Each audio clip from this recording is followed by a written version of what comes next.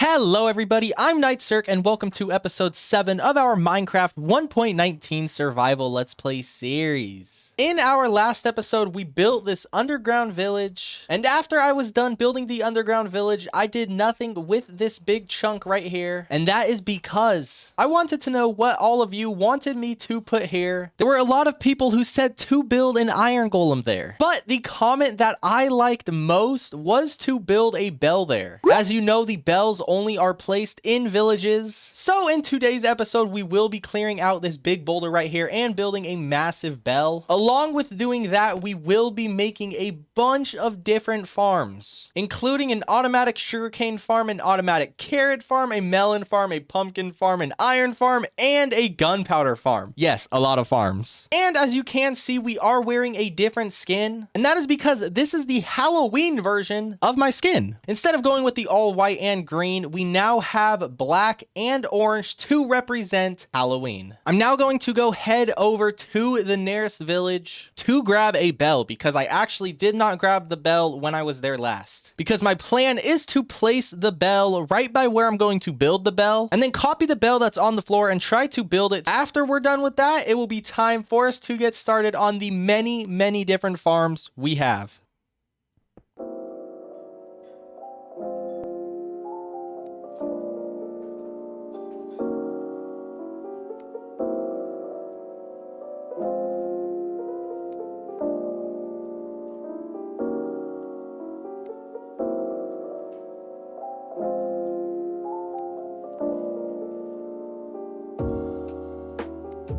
Our massive village bell is now complete. And this is what we got for our village bell. Now the coloring is definitely a little off. I tried to texture it with concrete powder and gold. And then I also have 3 different types of stones for the outer pillars. Every pixel on the bell is 1 block for the massive bell. So it is just about perfectly sized in scale, except there would be 4 blocks underneath here, while right now I do only have 1. And that is just because since we're under the cave, it is very difficult to get a build like this. But overall, I do think it came out pretty nice, and it definitely does fit with the theme of the village. If you have an idea on how I can make the bell better, please be sure to let me know. Now it is time for us to get working on all of the farms we want to do. I want to get a pumpkin farm, a melon farm, and a carrot farm done. And then after that, I will get working on the iron farm and then the creeper farm. Beetroot or potatoes at him. Now I am going to get working on building an automatic carrot farm and an automatic sugarcane farm. Both of these farms will be very helpful for trading with villagers. All 4 of the tutorials I use in this video will be linked down in the description.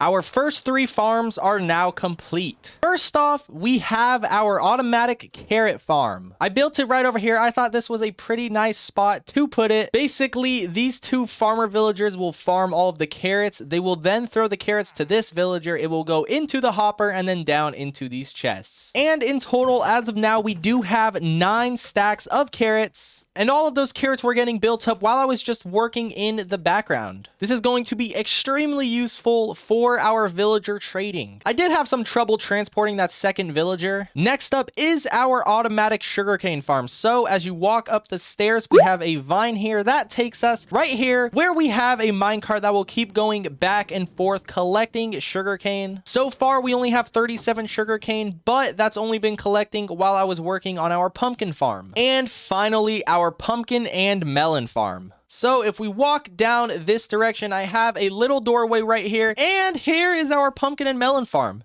It's not automatic. I didn't check if you can make an automatic farm. This is definitely the least complicated farm out of the 3 farms that we've built. We have melons that will grow on here, and then we have pumpkins that will grow on here and here. And this is just another farm that will be very useful for trading with our villagers. And now it is time for us to get working on our iron farm. So I'm going to pull up a tutorial, get all of our stuff together, and then get building this iron farm.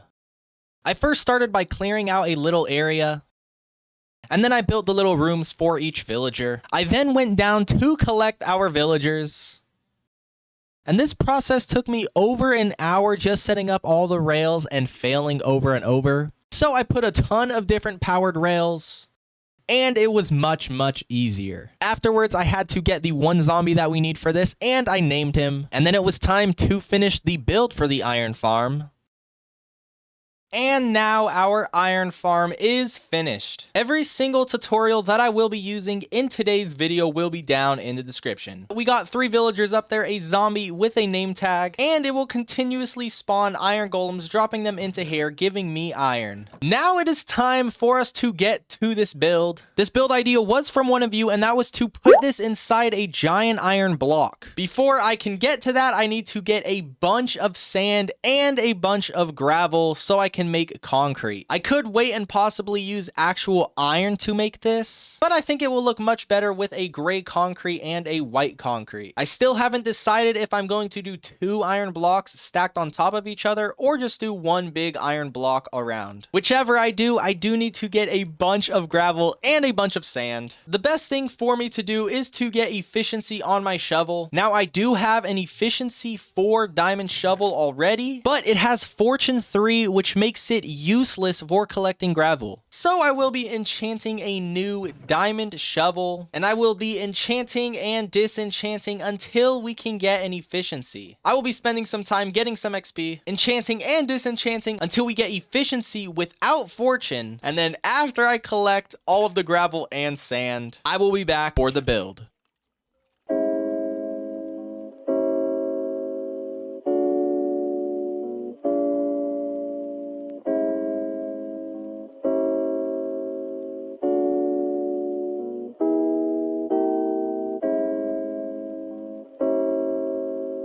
And we have finished our massive iron block. I did what I did with the bell, and I placed the block, and I just tried to replicate it. I think the dark spots are a bit too dark, but I don't know if there was a lighter block that's not as light as the white stained clay. And I did put stone slabs on the top because there were some iron golems spawning up there and then like falling down. But I do think with how it's built, it does not slow down the efficiency for the iron farm, which is perfect. I did not put a roof. I'm pretty sure if I put a roof, then the iron golems will just spawn on top of the roof, and that will just end our iron farm. As we were building it, we were able to get almost 6 stacks of iron, and please be sure to let me know what you think of the build. Next up, we are going to be building our gunpowder farm, and the idea for the build that will be surrounding it was from one of you. Thank you so much for the ideas. I'm going to need to get a lot more sand and a lot of gravel, and then collect whatever I need that will be on the tutorial. And let's get to working on our gunpowder creeper farm.